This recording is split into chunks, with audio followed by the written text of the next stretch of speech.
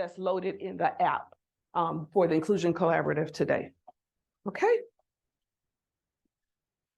Just really quickly to reintroduce the leadership that we have here at the Santa Clara County Office of Ed. It is under Dr. Marianne DeWan's directorship, let's say, that we've been able to promote this inclusion work and really put it at the forefront of what Santa Clara County Office stands for these days. So we just have this slide here to acknowledge the work that they're doing. As we dig in, I know we've had just an amazing keynote and everyone's getting settled in. So we're just going to do a quick little SEL check-in to just see how you all are doing when it comes to inclusion. So when you're thinking about inclusion through the systems lens, right? What are the barriers? What are the doors that can open for us? Look at our very important sheep scale over here. We're going to collect some crucial data from all of you. If you could just kind of put your fingers up to let us know when you're thinking about systems change to support inclusion, which sheep best represents you? Just want to see a show of hands. I see some threes, more threes, what? Some ones, got a 9 in the house, got a 7, got some 2s. This is crucial data, guys. We need this. Thank you so much. Very important to check in, see how y'all are doing. Just in case, and hopefully we don't have any emergencies, but in case we have an emergency here, we are going to be exiting down the walkway outside Section 8, just like Sandia told us this morning. Please feel free to leave your stuff behind. As a reminder, it is hybrid. We are trying to make sure that this information gets accessible to all of our friends across the state. So those of you that are here with us in person and those of you that are over there in the virtual world. So this session is being recorded. Okay, just another quick check-in because I know we got some stuff we got to hit you with here, but it's really important. Halloween's around the corner. So I need a quick shout out. If you guys could just tell me real fast, jokes of the day, what is a monster's favorite dessert?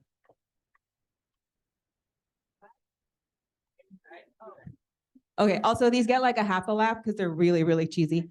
What is your ghost favorite fruit? Good one. Did you see this before? Don't look on those slides, guys. Whoops. We're going to skip that one.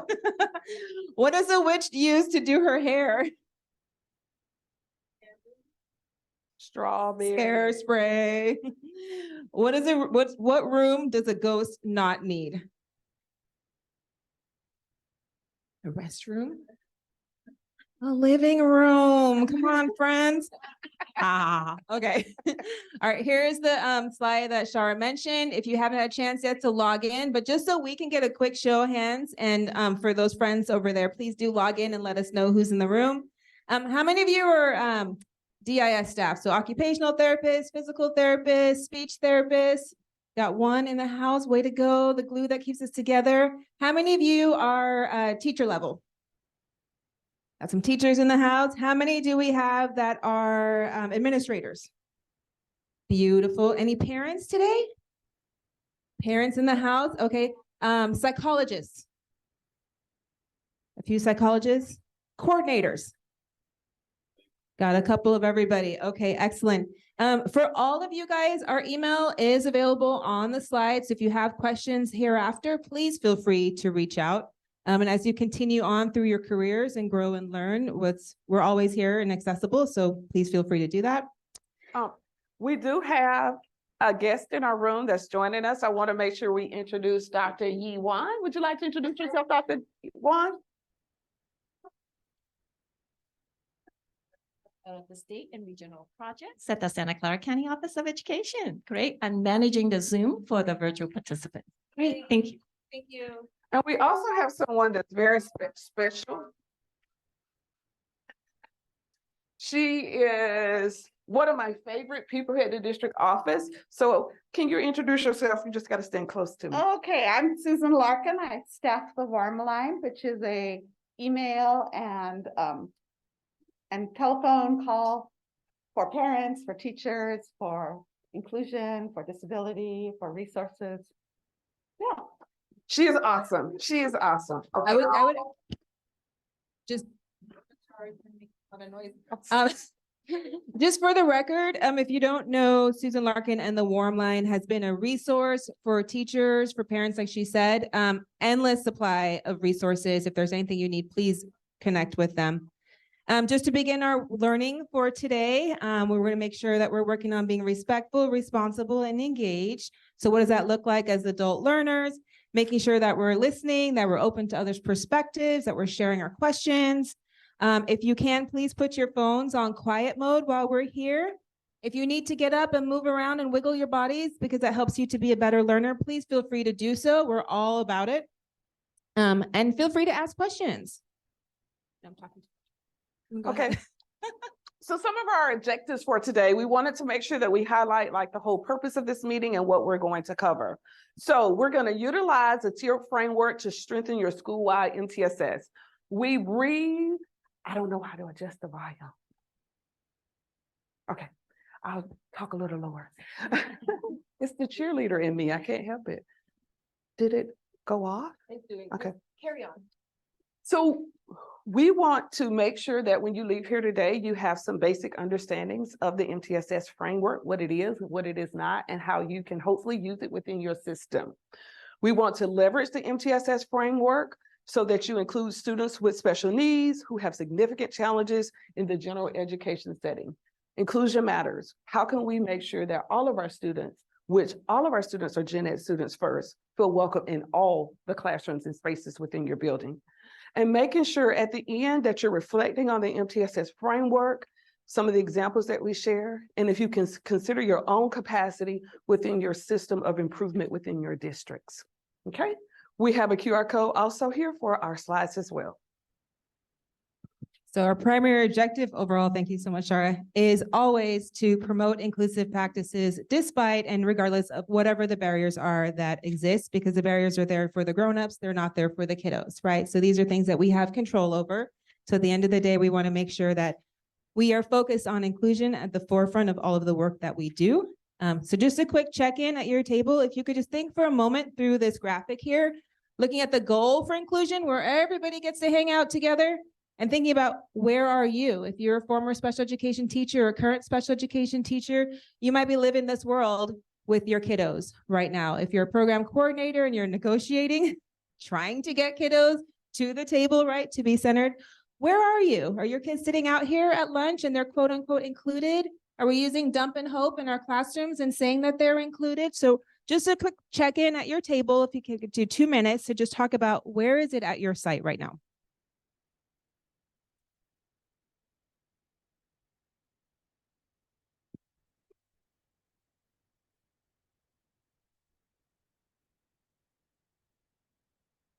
My nose is running. Oh, mine too. You know, are we supposed to end at 12:30?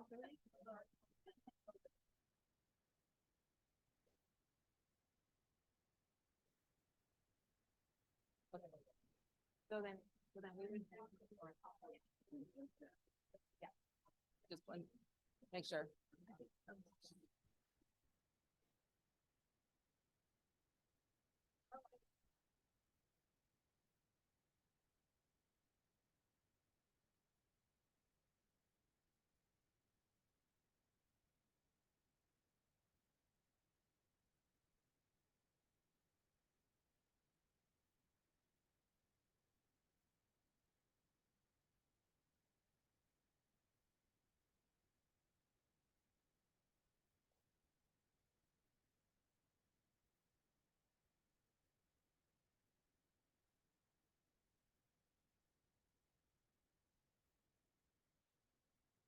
Well, we got 1 more minute.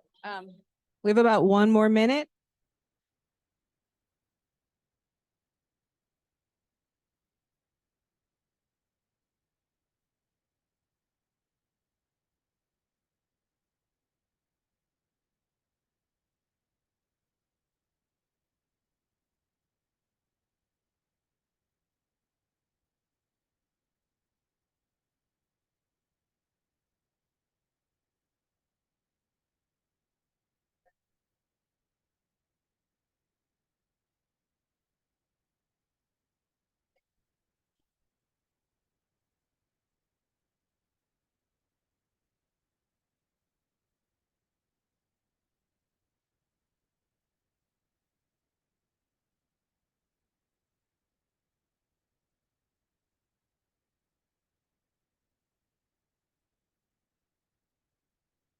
Okay, friends, we're gonna come back in 5, 4, 3, 2, and 1. If I could bring your attention back to the front.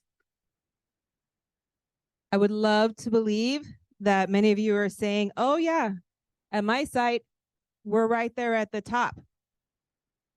How many of you can say that's what your site looks like right now? Where at school are you at? Sorry? Stockton Unified. Can you talk just a quick moment and tell us like why your site looks like that and how it got there? For our autism preschool classroom, and we're actually housed inside of 8 preschool classrooms. So we have 7 spots for our students with autism and another teacher. We have a special education teacher and a general education teacher that works together. So we're fully included. Love that. Okay, so that's at the preschool level. Can you Yeah. speak to your system? So we started on a hope and a dream, and I cried every day because I was the teacher at the time. Sounds familiar. And then we have an eat Yeah. grant now that Yeah. basically is giving us beautiful playgrounds if we do it. So Love now it. there's like money attached to it, but that's how it got started. Awesome. That's a beautiful pocket of hope right there to share. Thank you so much. At the preschool level, I know some of our other friends have a similar model to that. Once we leave preschool, what does that look like for our kids, right? Do we move into other circles of inclusion? Where are we? So we want to take a quick moment to talk about the evolution of inclusion. Again, this is just kind of putting it on the table for everybody. Where are we in the trajectory? Like our keynote speaker was talking about this morning. Hopefully this will play and you can hear it. Oh, shoot, actually, I think she already had it here somewhere.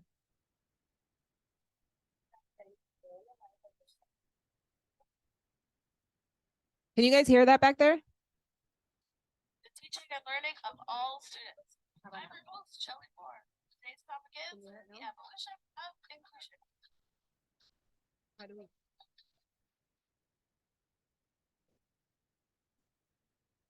Okay, so you remember the dots? I know. I've shown you these before. But one colleague of mine suggested to me once, he goes, what if we didn't look at these as different concepts that we compare to each other, but instead as an evolution of time? It was totally brilliant. Now we can look at this timeline through the lens of any marginalized population, but to understand this timeline from the inclusion and disability perspective, we have to go back in time a little bit. Many of us know or are connected to someone who experienced institutionalization. It was even recommended to families by doctors. Although British Columbia was the first province in Canada to close down their institutions, there are still individuals living in these conditions across Canada today. The institutionalization movement is an example of exclusion. It separated individuals with disabilities from their families without choice. But the disability rights movement over the past 50 years, with the hard work of some incredible self-advocates and families, and maybe a little help from Geraldo Rivera, pushed communities to shift so that individuals of all abilities were welcomed and living in the same settings as their family and friends. This shift from institutions to communities, this was the start of the inclusive evolution. We have movement, but can we do better? Although many individuals are no longer excluded from their families and communities, they were, and let's be honest, they still are, expected to attend segregated schools or self-contained special education programs that are totally separate from the rest of the school community. And so parents started to ask some very good questions. You see, children with disabilities have siblings without disabilities, and families wanted all their kids to have equitable access to community-based education together. Kids started to be integrated into classrooms with their peers. They're in math together. They're in gym class together. They're eating lunch together. Kids are together. This is better. The shift from segregated to integrated schools and classrooms, this is the next step in the evolution of inclusion. We have movement, but can we do better? Well, this is where things get tricky because integration, it doesn't take long to realize that just being together, it's not enough. Although in the same classroom, students with disabilities are often just that. They're physically in the classroom.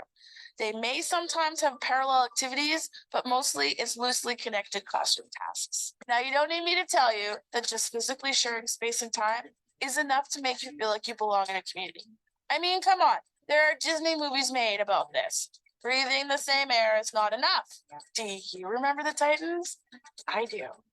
The evolution from integration to inclusion is now the topic of many conversations in communities and schools around the world. How do we support individuals to be meaningfully included and not just physically integrated? It's not just about where kids go in their day, but why. What is the purpose to the places that they go? It's now school-based teams and staff that are asking questions about how to do this. How can we support purposeful and meaningful placements for kids with disabilities? In inclusive classrooms and schools, students aren't just present, but they have roles and responsibilities in their classrooms and also meaningfully connecting to their peers. This is inclusion. So there you have it, my friends. A brief history of inclusion in about 5 minutes. If this is interesting to you, though, definitely investigate your local history as well, because every community is in a different place of this journey, and it's so valuable to know where we've come from. The other thing, though, is looking at these visuals as a timeline. It really helped me to shift my own thinking from which bubble am I at or not at, and shift to more about where are we now in our inclusive journey and what's our next step. All of a sudden, the goal of inclusion becomes action-oriented and just feels so much more possible. We may not all be at the same place in the journey, but we can all move forward. We can do better. And so this is the question I'm going to leave you with today. Can we still do better? Do you think there's another evolution in inclusion? What might that be? How can we inch even more forward to make inclusion even better? Thanks, Geraldo.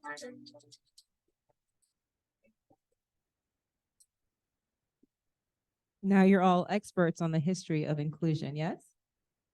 Okay, Chiara. So now we're going to talk a little bit. We want you to reflect on your thoughts about the video and your why.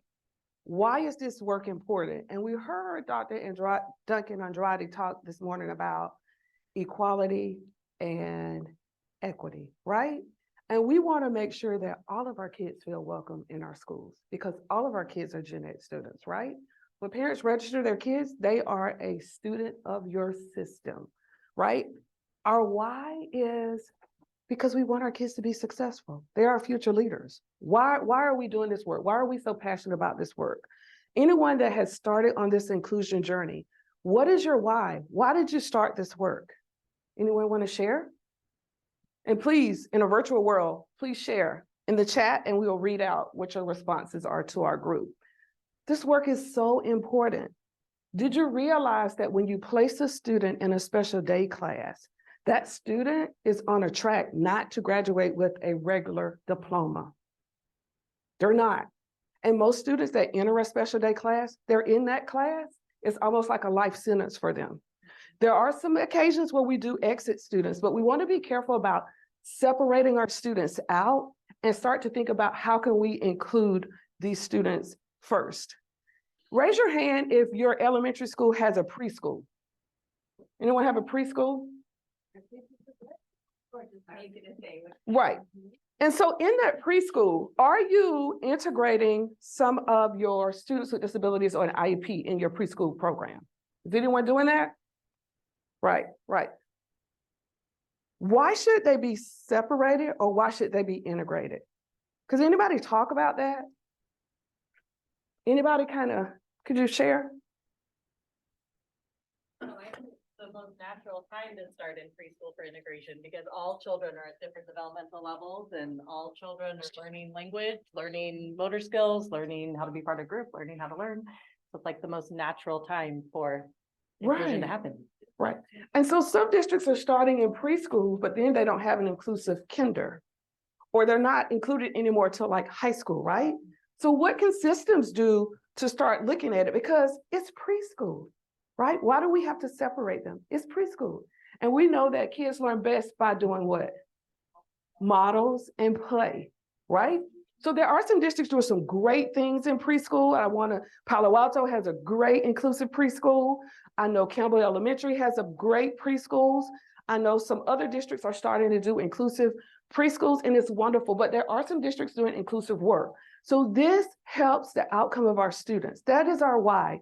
We create better outcomes for our students when they're included. And we want to make sure we anchor that in our conversation today so that everyone understands the importance of inclusion and our why. We provide our students with a better foundational knowledge from learning from each other, better peer models, better language models, all the things that they get in a gen ed classroom than they do in a separate setting. All the things. One of the questions, as you're finding the slide, one of the questions that we had to face when we were creating our full inclusion preschool program was which kids get to join and which kids don't. And I remember my team sitting around and talking about that question and realizing that really this is just morally an unethical question to even ask at this point in time. But the system didn't allow for more flexibility. So we had to work with what we had. So just bringing it back to the why for MTSS. Now, MTSS stands for Multi-Tiered Systems of Support. Essentially, the goal of MTSS is looking to create one pathway of education instead of having these two segregated pathways. So Shara just mentioned, if we have a student who goes into your autism preschool classroom, they can be committed to that pathway, a segregated pathway for the entirety of their educational career. If we're starting with inclusion in the preschool setting, how do we continue to make that grow so that we can keep our kids with their homeschool communities, that keeps their families connected, and allows for the students who are learning with them and alongside them to become their lifelong partners in this journey as well. It's a learning for both sides. So when we think about MTSS, we're really talking about one pathway of education. On a higher level, on systems level, that also comes down to not having conversations about special ed is encroaching on general education funds because all the money is for all of our kids.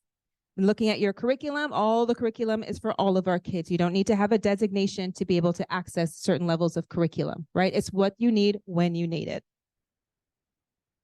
Oh, you're changing and I'm changing. So I really appreciate our keynote speaker this morning kind of going through the history. This is just another way of looking at that. A little further on, he started with the Brown Act.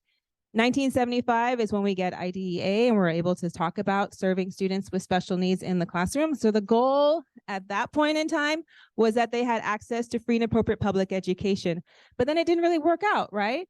So then we tried again, 1990 to 1997. It included the requirement that students with disabilities have access to general education and related services. So now we're defining it a little bit more clearly that all these friends who support our kids, they can come into the general education classroom too and help your kids in the classroom. What a concept. But then it didn't happen. So now we tried again, reauthorized it. And then Now we have a force report. How many of you have heard of this report? Has anybody heard of the Special Education Task Force report? All right, this has been out since 2015. And we will drop this link and add it to our PDF online. And hopefully we can drop the link in the chat for our virtual participants. The Special Ed Task Force went over how we provided services to students with disabilities. What are the post-secondary outcomes for these students and how systems are serving them? Within that, there's information carved out about them being able to, students with a disability being able to receive a high school diploma. This is an exceptional report. I got the opportunity to work with Dr. Tom Hare, who was one of the researchers out of Harvard, who actually helped write this report and doing this research. And they did a lot of work on inclusion and how well students participate and how their outcomes are different when they're included as opposed to being in a special day class. So this is a wonderful report. I highly recommend you read it. If you work in high school, this is a great report because now we're looking at the new diploma pathway for students in a special day class. This even talks about how the state standards are aligned to that. It mentions UDL in the report. It mentions inclusion in the report. So if you haven't read it, it is a must read. If you are an administrator or if you're an educator, I highly recommend you read this report because it talks a lot about inclusion and what we should be doing. And this was written in 2015. but you all are here because we're not there yet, right? That's why we're here. So let's keep on going. This is just one of the little pieces of information that helped me really acknowledge and recognize knowledge is power and Shama is dangerous when she knows stuff. So one of the things I learned when I dug into the law, it says all placement decisions must be individually determined on the basis of each child's abilities and needs, not solely on factors such as category. Oh, this student has autism. You're going into the autism program. No, friends, that student has a varied learner profile. What are their needs? Look at them for their individual needs, right? And making sure that the system that you have allows for meeting those needs. This other piece here looks at to the maximum extent appropriate, children with disabilities are educated with children who are not disabled. This is from conception. From they enter into your system, they should be starting off in the general education setting. That is the intent of the law. Removal of children, which indicates that they're already in the general education setting first. Removal of children with disabilities from the regular educational environment occurs only when the nature or severity of the disability of a child is such that the education in the regular class with the use of supplementary aids and services cannot be achieved satisfactorily. This is where you get into like a gray area where this has to be clearly defined. What are the services that we are providing? What is that tiered approach that we're going to take with our students before we make that decision to remove students from that general education setting? It is all about changing the general education classroom to be much more flexible to meet the needs of our students, right? So let's talk about the what. How are we going to do this? What's behind all of this? All right. So now we're going to look at this umbrella, right? And so I am a California MTSS coach. And so with this, we always look at this umbrella. How many people have seen this umbrella before? The umbrella, the California, I keep hitting it, I'm sorry. The California MTSS umbrella, right? So this umbrella kind of is the covering for all the services that your system provides. And through our work with the Continuous Improvement and Accountability team, we work with districts that are in differentiated assistance. We review all your LCAPs. We see MTSS in some of your plans. We work with districts on organizing their system. You all have a ton of programs and initiatives going on. MTSS is a framework. Think of it as like a platter or a plate. Every program, every initiative that you have in your district is on that plate. MTSS is your framework that you can organize it into tiers, right? How many people in here know what a student is supposed to do to move to a tier 2 intervention? Does your system have something outlined, a handbook? Not all systems do, right? So what MTSS does is through your work in developing your plan, you're able to organize a framework. So any person that works in your district knows what to do in the gen ed classroom when a student is struggling, what supports can be provided, and how the student can get intervention in the classroom, the gen ed classroom, or in a smaller setting if appropriate. Up under the California MTSS, that's inclusive of RTI, and RTI is not a pathway to special ed, it's response to intervention. And most people refer to RTI as a way to get student in a special ed program, right? PBIS falls under the umbrella, right? For that behavior and social emotional learning, all of that falls under the umbrella. But the most important thing we talk about is one coherent system for students, right? And this right here, through MTSS, we address the needs of the whole child, the academic, the behavior, and the social emotional.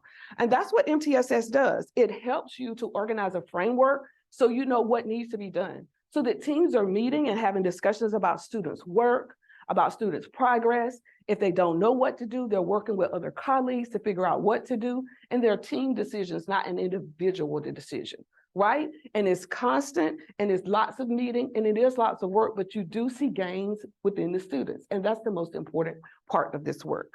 So a fully integrated system is to support for the benefit of all students. And a student in special education still can receive supports through RTI. They still can receive support through PBIS. You know, I've heard it 1,000 times. Who's heard it? That child has an IEP, that's special ed's responsibility. Not true. It's all of our responsibility, right? We have to change that thinking. When you go to the emergency room, is it only the emergency room's responsibility to take care of you if you need to be admitted? No. If a student with a disability goes into the emergency room, are they sent to a separate place? But we do that in our schools, right? Right? We're going to go into a little bit of talking about the system, but just we wanted to make sure that everyone knows that MTSS is preventative. There's a lot of teaming. It's evidence-based practices. There's some data that's taken. It's continuous improvement, and there's problem solving, right? It's not sending a kid somewhere else. It's what does the data say? What can we do to support this kid? We're gonna do this intervention. We're gonna look at the data. If it's not working, we're gonna try something else. If that's not working, we'll try something else, or we'll use a different interventionist to support that student. It doesn't always mean a separate place, right?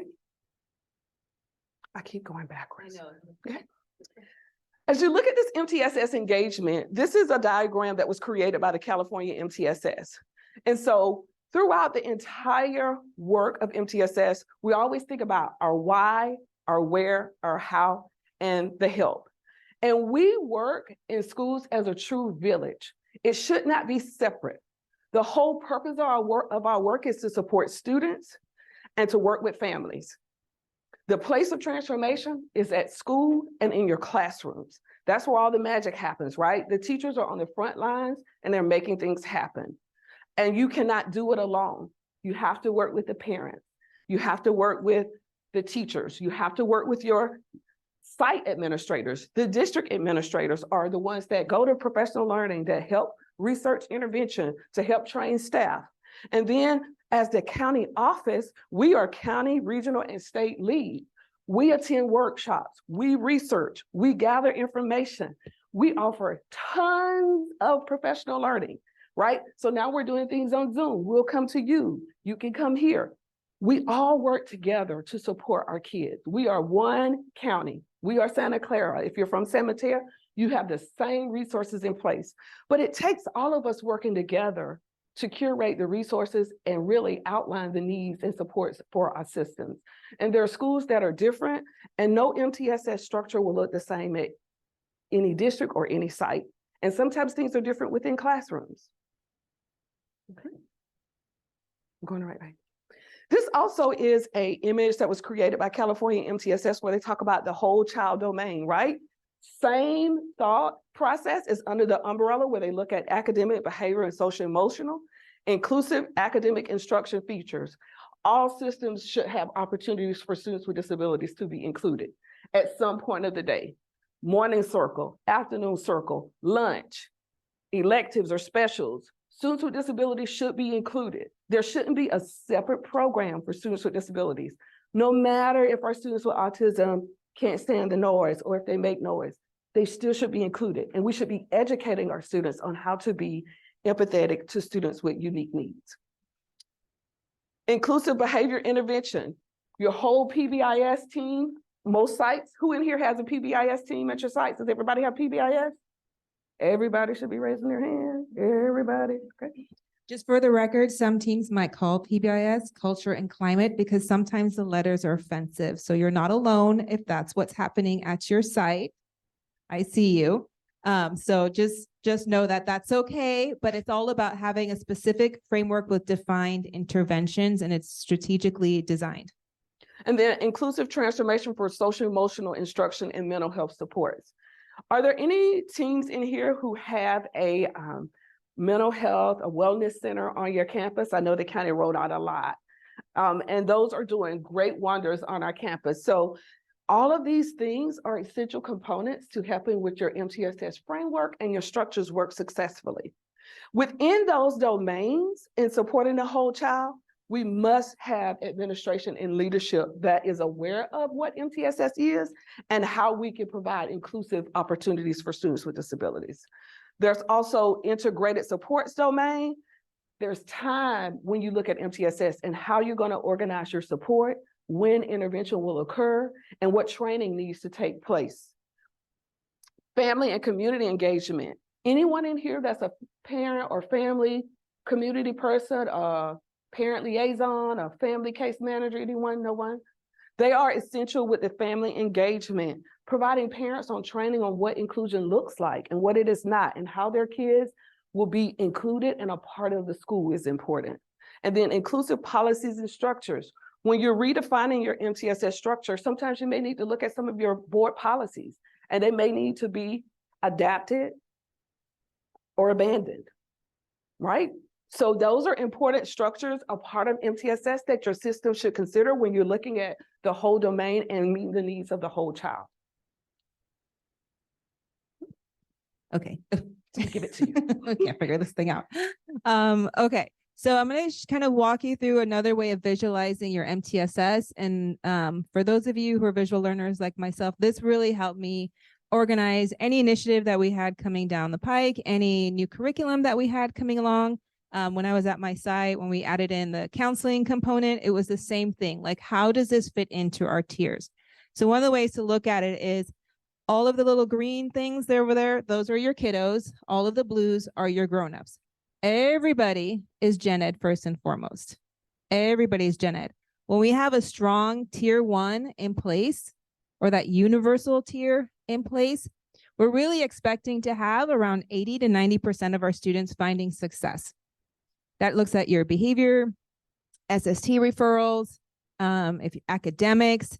If you have less than that, then we can say, before we even go into any other interventions, there's a systems issue at hand. If you've got less than that, I had a teacher who said, I have 6 SSTs. And I was like, there's no way, dude. You've got 18 kids in your classroom. That's a tier 1 issue. I'm not like scheduling 6 SST meetings right now. We're going to take a look at what is happening at tier 1, first and foremost, right? Then when we move up, supplementary, we know, because we're systems thinkers, we're planning, we know that we have variability with our learners. We know that some kids will need more than other kids. So we're going to plan ahead for that. That way, when those kids come to us, our system is ready to respond to those needs, and we're not reactive to those needs. We're not caught unprepared. We know already. So then we say, okay, cool. Then we're going to have some smaller groups that are going to be getting that supplementary or assistant extra support in the classroom. Again, academics, counseling, behavior, whatever the needs are. The format is basically the same each and every time. And this happens, my friends, in your classroom. For the record. Okay, this is not, oh, you need small group, out you go. No, thank you. Just like our speaker talked about this morning, small groups, woo, like it blew our brains, right, when it happened. This is where it's at. It's all about structuring your classroom routines to meet the needs of your kiddos. So then we get into supporting our staff, right? Part of MTSS is also that staff support and looking at how we're training our staff and providing coaching and support so that they can deliver. Our teachers are not miracle workers, right? They're like caring human beings who want to work with kids, but they're also stuck in a system that's not designed for all success. So we get some support around how to design small group instruction within the classroom day. That's where that classroom management piece comes in. That's where you lean back in on PBIS/culture, climate, whatever you want to call it, components. That's there for you. Then we know for sure most of the kids are doing well. Some kids are going to need some more. We know it. You're going to have one or two friends who need even more support. You're not kicking them out to RSP. You're not kicking them over to the principal. You're working with more grownups. See, now we've got lots of blue friends at the top. This is when all of our specialists come together to collaborate around how to best support our students. And as much as possible, we are re-delivering those supports with higher intensity, higher frequency for these students in the classroom as much as possible. Disabilities can be receiving tier 1 support, tier 2, or tier 3. It does not have to be from a special ed teacher, especially for some of our students that may be gifted and talented or neurodiverse in certain areas. They may be able to get some of that same support in the classroom, in that separate setting, and they're entitled to still everything that's going on in the gen ed classroom, right? Structuring that time where they're pulled out so they're not missing out on academic content and making sure they don't feel like they're having to catch up is really important when you're planning your master schedule for these students when they are being pulled out for different interventions. And one of the things that MTSS uses, I know we mentioned percentages, but when you see the California MTSS website, they don't use numbers. They always refer to all students. Best first instruction in tier 1, some students, but we know some people want to quantify, they got to see numbers, but they use all, some, and few to quantify for those different tiers because it depends on your school and what your needs are, right? And if you are looking at referring over 50% of students in your school, that's not a special ed issue, that's a system issue. And the system needs to really kind of take a look at your data and look at your practices and figure out how can we better serve students. right? In PBIS, we always talk about you can't tier 3 or tier 2 your way out of a tier 1 problem. So you need to go back and look at tier 1 and strengthen. And when you do see that your kids are trickling up to the top, meet them where they're at, but then get back to what support is needed in that classroom, right? Okay, this is one of my favorite things about MTSS is just the whole concept that we're reducing the wait to fail model. I remember on my site as a autism teacher, there was a kiddo who was like bouncing around on the playground. And I was like, who is this guy? Like, where did he come from? He's new. And I could tell right away, that is at the time, one of my kids, right? It's not in your tiers. It is separate. Even though kids are inclusive, it's not tier 3. Right. It's not tier 3. If you learn nothing else today, you learn that special ed is not tier 3. It is a separate process. Anybody else want to share out? So we talked a little bit about the fact that RTI is not a wait to fail model, but we have to be careful and cautious that it's not, we're not rebranding it to be something it's not. Because what we see in a lot of schools is that it's not wait to fail, it's pause a little while. Let's wait 6 weeks and collect data. But just like our keynote talked about, for what end? Are we just creating a data cycle to just delay and delay and delay? But then in the end, we're really just still in a wait to fail model. And so that's not the intent. And we need to be really cautious that our systems, as we're shifting, aren't just the same system under a new flag. Give thanks for that insight. Absolutely. So important. And what in your system is it time to do away with? We know that there are some people that use a certain reading program that they used when they started teaching in 1967. And we're like, we have a different generation of kids now, right? And through the MTSS process, you really do like a system inventory as well. And people are trained in how to look at data. You're trained in how to intervene. You're trained at how to still provide the supports that a kid is the tier supports in tier 3. That person providing that intervention for that student should still be partnering with that gen ed teacher and say, hey, I'm doing this. I'm going to say Keith, that's my husband. I'm doing this with Keith in intervention. Could you try this? So it's happening in multiple settings and that you are communicating with each other as a village to make sure that whatever you're doing in intervention is also happening in the classroom, right? So when they take that state test, whatever intervention you provided, they can use it on their state test or any classroom assessments as well. Our students should not be getting their intervention in one setting or using it in the gen ed setting when it's time to take an assessment. What we're doing should be used in every setting that that student is in, and everybody should know what works for that student, right? I would just piggyback on that. As you're describing that, Shara, what that speaks to is master scheduling, which is another really important component of MTSS, so that when we're saying that all this collaboration needs to be occurring and kids need to be able to move through these tiers of intervention, how is that reflected in your master schedule? Because again, that's a place where it creates barriers for this work to happen. And that's a bigger systems MTSS conversation that we're not going to have today, but just throwing that out there. Okay. So now we're just going to kind of move into a little bit more components of MTSS. And this visual for me, it's like how my brain thinks. Anything that comes in to the system is like, how do I blast that out through those tiers, through my multi-tiered systems of support? So I just want to implant this image in your mind. So when you leave here and you're having these conversations, that it's coming in and you start to go, pyramid. And maybe I like his thing better, like TP, do it. So this picture, this image, this slide talks about a shift in what we're doing. Right now, we look at the student as having the problem in our schools, right?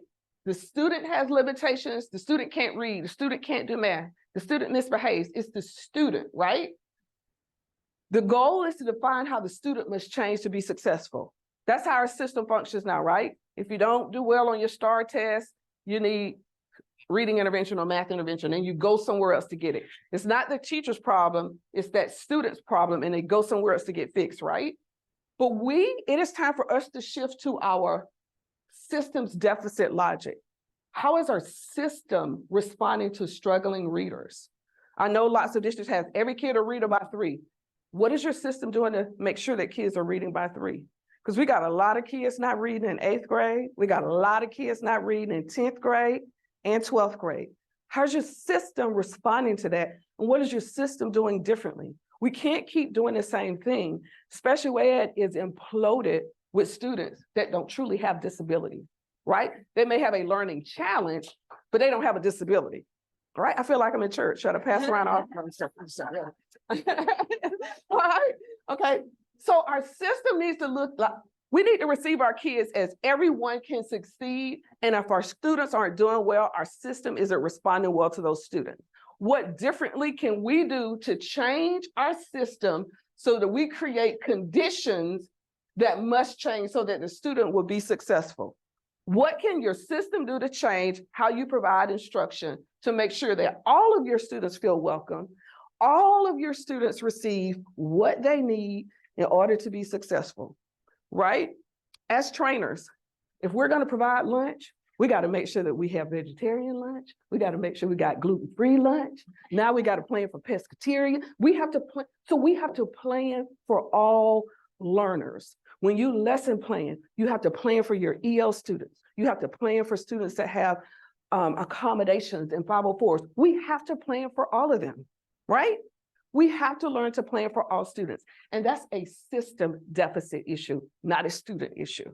I just want to add to that too, when we're talking about what's happening in the classroom. So the teacher's ability to deliver on high quality tier 1 instruction is also systems related, right? Because we can't just pick up a teacher and say, good luck, have at it. These are all the things you need to do. Within your system, when you're thinking systems level now for all the administrators in the room, you got to reflect on what are the supports that you have in place for your teachers as well. What is the coaching? What does the professional development look like? Are you creating time and space for them to learn and grow? Because then we're setting them up for failure the same way we set our kids up for failure, right? That initial graphic that we showed at the start, those are all the different levels that we need to think through. We can't just tell them, now we're doing MTSS, good luck, and then it's their fault that the kids fail. They're part of the system. They were raised in the system. They're a part of the system. So it's all these components working together. Communication plans are an essential part of when you are working on your MTSS framework. We work with districts and we talk about what we're doing, defining what MTSS is in your district, defining what each tier is within your district. It will look different based upon the resources that your district has, right? It would be nice if it would be the same, but we know it won't. But you have to define what MTSS is. Different people move from different states, different schools. MTSS is defined differently in different places. California has a definition and districts can review that and then revise it. But as a system, you have to define what MTSS is and is not in your system. And you also have to communicate out with all of your educational partners, the research and the work that you're doing. So it's not new, right? So it's not one more thing that you're dumping on them. MTSS is not something additional. It's taking what you have and organizing it into a framework. And it shouldn't seem like it's more of something else. It's what you're already doing, but it's organizing it into a framework. It's sort of like putting that bicycle together that comes, you know, it's putting all the parts together, making sure that it can function as a bicycle.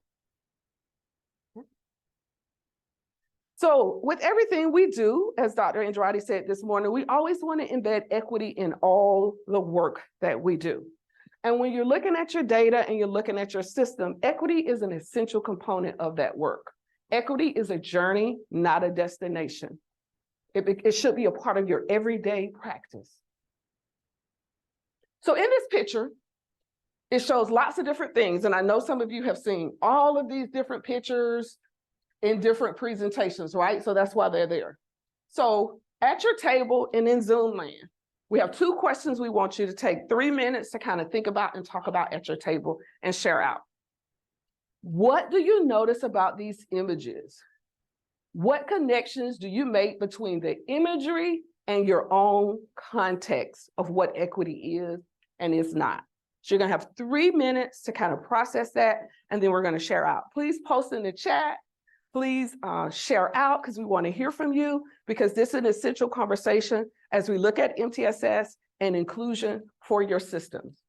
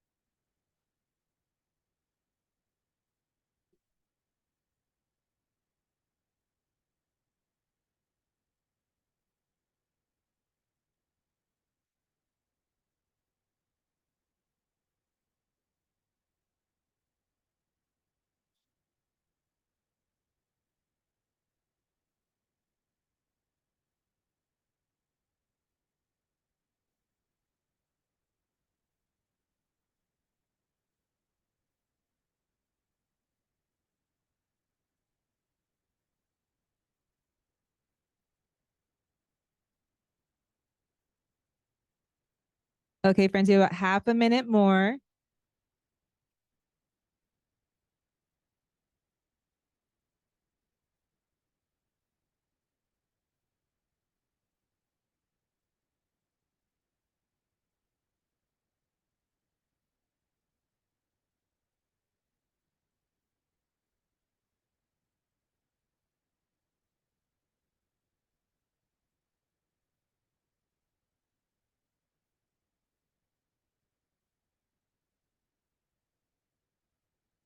Okay, friends, we're going to finish up those conversations and come back in just a few seconds.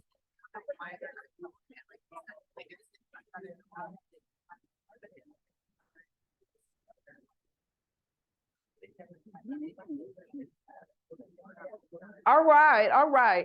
Now that you've had the opportunity to share out, we want to just take a couple of seconds because we have so many wonderful resources we want to share with you. And we know we went over time this morning, so we want to give you all these great things and kind of talk about how we can reconnect. So when you look at this, what do you notice about the images? Anybody want to share? We want to hear from like one or two people. Just anyone post anything in the chat on the Zoom. What did you notice about these different images? What's different about these two pictures?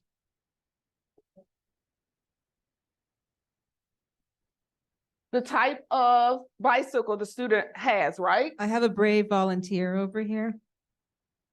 Their needs are covered in a different way. They'll want to ride the bike, but they are doing it in a different way because Right. you cannot put the one on the wheelchair on the tall bike because they learn in a different way, like our kids too. Right, right. This kid has a bike that's too big. They all receive the same bicycle. That's supposedly equity, right? Everybody getting the same thing. We need to make sure we are giving kids what they need. All right. Even here, there's an additional picture for this where the wall is gone and the students have on uniforms. And a friend of ours just shared that they even have an image where the students that are behind the fence are actually on the field playing, right? We don't want to just give everybody the same thing. We don't want to just give people access to just see, right? We want to remove this whole wall and we want these kids to be included. But this is what we experience, right? And sometimes we keep giving more and more and more and more, and it's not necessarily what they need. So our virtual friends can hear your beautiful voice. Thank you. I don't know if my voice has ever been called beautiful before, but I appreciate that. So the ones with the fence, these are ones that I think a lot of us have grappled with for a long time, because when we first saw them, they were really like, oh, like that the 3 boxes, it was a good starting point, but they all come from a deficit perspective. Mm-hmm. What I appreciate about the bicycle one is there's no implied deficit. There's just difference, right? And there's the implication of that is that there's difference and each person may need something different to meet their needs, but it's not subjugating one over the other. Whereas I know that that's been a major kind of pushback on these other ones with the ball fields of the implied deficits there. So I hadn't seen that bicycle one, and I appreciate that. Thank you. Solid feedback. Thank you. And Susan Larkin, we're waiting for your new graphic too. Just calling you out. Warm line people. All right. The ultimate goal of equity means that every child receives what they need to develop to their full potential academically, social, emotionally, and behaviorally, right? This is work done out of the National Equity Project, but also social, emotional, and behaviorally, right? That kids get what they need in order to be successful, not just what everybody else gets, right? All right, our how we're going to attempt this, and Shama is going to go over this, and how do you support MTSS at the classroom level? So I love this graphic so much because it just helps my brain to make sense of all things. So you see, like, all of our friends are here hanging out in Tier 1 universal support for all of our kids. And what does this look like? You've got your one teacher hanging with all of her little friends. Look at her. She looks so excited. She's ready to go to work. She's like, I got this, guys, and my apple, yay. Then when we talked about that Tier 2 with the dots, this is just another way to envision what does that small group look like in my classroom. So again, facilities matter. That's part of the key component here, right? You need to be able to have the facilities in place to be able to do these groups with your students. But now we're able to have small group rotations, learning centers, whatever it is that your district is calling them. Being able to provide kids who need additional support throughout the day. It's embedded within the classroom routine. We plan for this. We know it's going to happen. So we plan ahead before the school year even begins. Then we're now looking. So here's my little friend. She is here, and she's here. She cannot be in tier 3 if that's all she gets. That would be her tier 1, right? She's here, and she's getting additional support up here. And she's got more friends to help her. So this is where we really are able to leverage all of the specialists and the amazing work that your staff are able to do in a collaborative way. When you're collaborating together and you're bringing these specialists together with the general education teacher, they benefit, the kids benefit, the other students in the classroom benefit, right? It's something that benefits all students. What I love with MTSS is it gives you a framework to have this conversation, where before, when I used to do trainings on inclusion, I was like pulling at people's heartstrings and talking about their moral obligation to serve these kids. I don't have to do that anymore. I can back it up and talk to districts about what's in your system, how do you organize your system, and they're able to identify barriers that are there and reduce those barriers to create more access for our students. Students that are included in Gen Ed do not have to perform and be just like their peers. That's why they have their IEP. It's individualized to really document how they're going to be promoted, what goals they're going to have to meet, and a team determines that student's success or whether they move on, not just that individual teacher. It's individualized. They may not have to write a 5-paragraph essay. They may just write 1 paragraph and maybe have to include details. They're still writing on the same concept. They may reach some of the standards. It may take them longer to finish the other paragraphs. They may need extended time, but their work is individualized to meet their unique needs. And that's the most important part. And that is a true training piece for teachers, right? They just want to teach their 5-paragraph essay and that's it, right? Every kid has to sit crisscross applesauce. I can't, if you notice, I've been moving around. I'm not that crisscross applesauce person. It's not my thing, right? Right? Our little babies are moving around, they're doing things, and that doesn't mean something's wrong with them because they can't sit still, right? All their little neurons are packaged in their little bodies that they're going to have the rest of their lives. We can't expect for them to sit still. It doesn't make sense to me. But we must look at our lesson planning. That is essential. And a student that receives tier 2 services for math may need tier 3 intervention for behavior. And please break away from saying a tier 2 or tier 3 student. They receive tiered intervention. They're not a tier 2 student, okay? We want to break away from labeling a student and talk about what their needs are. Sure, I'm going to change up the slides on you just a little bit here. I'm going to come back to the video. This is a slide that is sort of like the foundation for this conversation today. When we talk about special education and special education services in your IEP meetings, you're talking about the spectrum of services that you offer. And we want to call out right now that many of these, at least the bottom component here of this pyramid, are actually tier 1 practices that you can push into your tier 1 setting. So minus where it says pull out, because we're really all about keeping our kids in the classroom and embedding these supports, because what benefits one can benefit all. So we've highlighted for you on this slide some of those practices here. So when you're talking through your IEP meetings and you're having those conversations, when kids need these types of supports, they stay in the classroom. We're bringing our staff into the classroom. Our OTs at the site I was at before would consult with all our gen ed teachers on a regular basis. They were in the classrooms. They were talking about their sensory environment. They can scan the room and say, oh, I think that kid might need a little extra chop chop, move on. So having them in the classroom is a benefit to all. Their expertise is not limited to the portables in the back where your SDC classrooms are. Love you guys. Could you go back? So I sure can just can. have the chart. So a lot of people haven't seen this continuum of services, and I'm from Georgia, if you can't tell by my accent. And so we talk about this continuum of what we offer to students. And every district, every school should have some type of continuum of services that you offer to students, right? And every kid should be looked at for gen ed first. How can you meet that kid's needs in the gen ed setting? There are other things that can support them. That is going.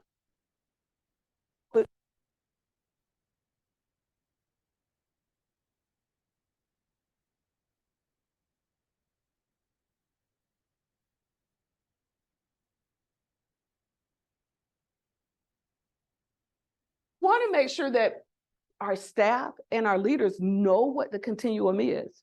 Generally, when you get up here to homebound or alternative placement or residential, someone from your district office is involved with that. The most restrictive environment a student can be placed in is residential. They live there 24 hours, right? So we wanted to make sure that you are aware of the continuum. So as you look at your MTSS structures with your district and you start to embed your inclusive practices, you know what that you need to plan for in your continuum, right? We are going to go back. There is a video, and just so that you all know, I've probably violated many expectations. You thought you were going to get out at a certain time for lunch. We went over because our morning guy went over. So if your bellies are grumbling right now, just hang in there, friends. We got like 6 more minutes with you. Okay. So what we want to do is close with a little video overview of what MTSS looks like in action. I do want to draw your attention to the fact that the slides that you have in front of you have a wealth of resources. It doesn't end here. It keeps going and going and going. There's also our emails. If you're like, holy ladies, this is far too much, holler, give us a call and we can walk you through it and figure out where your starting point is. Okay. But we're going to go back to the video. And we also have the video for secondary schools at the end. So if you're a high school, what inclusion MTSS looks like in a high school setting, it's in the resources. So it's also something you can see. Okay, so how are you going to get from there to there? I think it's southwest. Okay, try it. Like, take your finger. DL. Now follow my finger with me. West. Did we get to our destination? Yeah. All right. Okay. It's a real challenge to educators today to figure out how do you use your available resources so that every child succeeds. Before we started our work, we had what other schools had. There would be a teacher in a classroom, they would teach a curriculum. And if a student needed extra help, out the door they went, down the hallway they went, and somebody else pulled out all the tricks that they knew and tried to teach that child. So for us, it was really flipping that whole model upside down and saying, these are the resources we have available to us. How do we get everybody working together to design a system that is more seamless for students? This system would not work without teacher collaboration. Every decision we make, we have to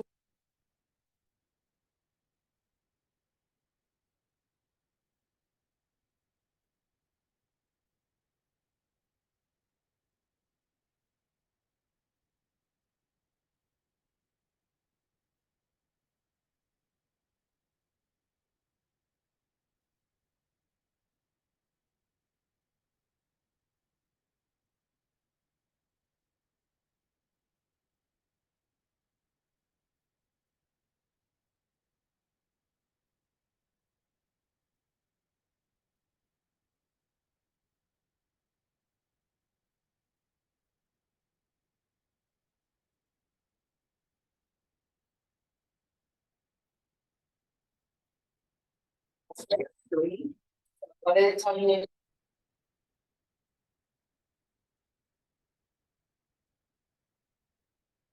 Teaching core instruction to their core 22 students. And then they would move into a time that we call autonomous time, where the students will be more self-directed in their learning. Colombian order. So some teachers may pull tier 2 at that time. You also may see tier 3 being pulled at that time in a very small room where kids can really focus. So this book is about the Constitution. And the reason it's pretty awesome here. My 3 favorite things are math, writing, and reading. It's kind of cool. So you don't just with one teacher and you get to kind of move rooms and move teachers. When you go down into with Mr. Kirby and your small group, then it really stretches your brain in a really good way. Okay. Okay. So So teachers organize themselves in a variety of different ways, and it depends on teacher strengths and student needs. Brushing away the old vine. We may need a specific group just on predicting. And you don't have 5 kids who need predicting and you're 22. You have a whole bunch of them across the learning community. So it's really important that the tiers are connected. Your core instruction could be inferring. If they're receiving tier 1 with me and tier 2 with you and tier 3 with someone else, we all are really teaching inferring. We just may be teaching it with different materials. So that requires a lot of trust amongst teachers. And that also requires teachers to communicate.